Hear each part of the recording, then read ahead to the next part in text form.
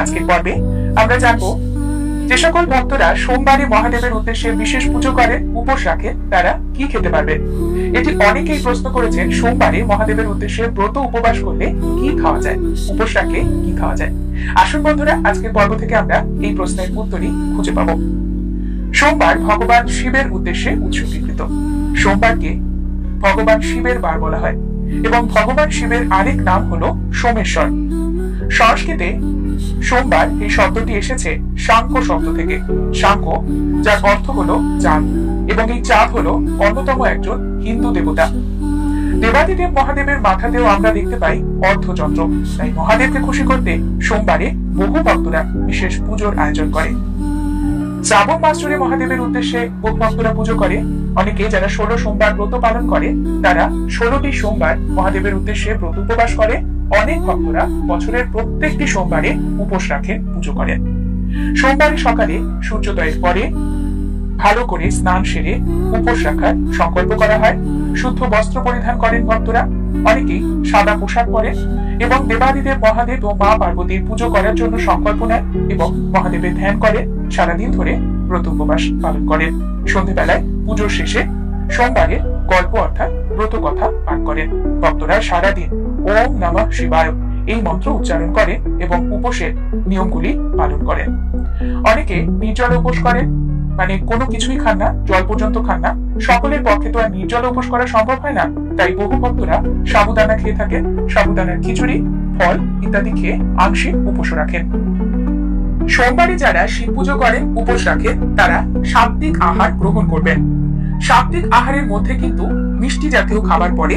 এছাড়াও আরো অনেক আহার রয়েছে, আপনারা এই ভিডিওর মাধ্যমে জানতে পারবেন। তবে ভক্তরা টক জাতীয় খাবার সাত্ত্বিক আহারের মধ্যে পড়ে না। তাই সোমবারে শিবব্রত করলে মনে করে টক জাতীয় কোনো খাবার গ্রহণ করবেন না, আপনার ব্রত ভঙ্গ হতে পারে। সোমবারে বিশেষ করে শস্য জাতীয় খাবার বর্জন করবেন। এছাড়া পেঁয়াজ, রসুন, আমিষ জাতীয় খাবার, মাছ, মাংস এইসব খাবেন না। ময়দা খাবেন না, বেসন খাবেন না, সুজি, মেথি, গরম মশলা ইত্যাদি খাবার সোমবারে খাবারের তালিকায় রাখবেন না যারা ব্রত উপবাস পালন করছেন।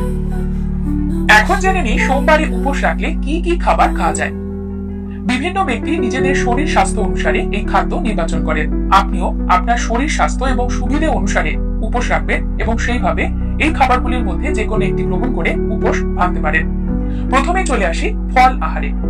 ফল আহার অনেকেই করেন। যারা সোমবারে শিবব্রত রাখেন, ফল আহার করেন, তারা একবারই খান সারাদিনে। ব্রত ভেঙে সন্ধ্যেবেলা ফল আহার করে একবারই। ফলের মধ্যে প্রচুর পরিমাণে ভিটামিন সি থাকে, পটাশিয়াম থাকে, ফাইবার থাকে, তাই উপোস করার পরে ফল খাওয়া উত্তম।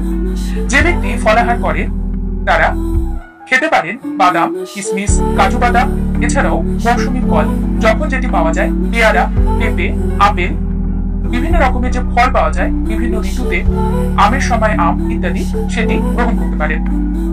ফল থেকে প্রচুর পরিমাণে শক্তি পাওয়া যায় এবং এই ব্রত করার পরে শরীর যখন দুর্বল হয়ে পড়ে, তখন উপোস ভাঙার পরে ফল আহার করলে আমাদের শরীর ভালো থাকে। তবে একটি বিষয়, অনেকেরই বিভিন্ন ফলে অ্যালার্জি থাকে, তাই আপনার জন্য কোনটি উপযুক্ত আপনি নিজে বুঝে সেইভাবে ফল আহার করতে পারেন। অনেকে ফল আহার করতে পছন্দ করেন না, তারা খেতে পারেন সাবুদানা। সাবুদানাও ব্রতকারীদের জন্য অত্যন্ত সুস্বাদু এবং আদর্শ খাবার। বিভিন্ন ভাবে সাবুদানাকে আপনি ব্যবহার করতে পারেন। অনেকে সাবুদানার খিচুড়ি পছন্দ করে, অনেকে সাবুদানা জলে ভিজিয়ে সেটিতে চিনি দিয়ে খেতে পছন্দ করে, অনেকে সাবুদানার ক্ষীর পছন্দ করে। আপনি যেটি পছন্দ করবেন সেইভাবে আপনার টেস্ট অনুসারে সাবুদানা খেতেই পারে সোমবারে। বন্ধুরা, একটি বিষয় মাথায় রাখবেন, যারা ফল আহার করবেন তারা সোমবারে ব্রত ভাঙার পরে তরমুজ খাবেন না। তরমুজ, খরমুজ, বাঙ্গি এই তিনটি ফল একদমই খাবেন না। এই তিনটি ফল ছাড়া যে কোনো ফল খেতে পারে সোমবারে ব্রত উপবাস ভাঙার পরে।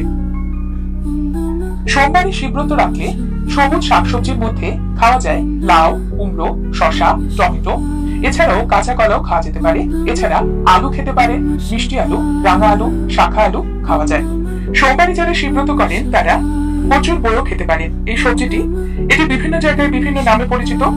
আপনাদের স্থানীয় ভাষায় কি বলবে সে অনুসারে আপনি ছবি দেখে বুঝতে পারছেন। এই সবজিটি আপনি কিনে খেতে পারেন। এছাড়াও সোমবারে শিবব্রত রাখলে সাধারণ লবণ খাওয়া যায় না, খেতে হয় সন্দক লবণ। খাঁটি লবণের বিপরীতে এই লবণকে বলা হয় উপবাসের লবণ। সোমবারে শিবব্রত রাখলে মিষ্টি কুমড়ো দিয়ে তৈরি তরকারি, এছাড়াও পটলও খাওয়া যায়। দুধ জাতীয় যে সকল খাবার রয়েছে তার মধ্যে দই খাওয়া যেতে পারে, পনির খাওয়া যেতে পারে, লবণ ছাড়া মাখন খাওয়া যেতে পারে, ঘি খাওয়া যেতে পারে, লস্যি খাওয়া যেতে পারে। তবে পনির এবং অন্যান্য দুগ্ধজাত যে সকল আইটেম পাওয়া যায় সেখানে যেন লবণ না থাকে, লবণ এড়িয়ে চলতে হবে।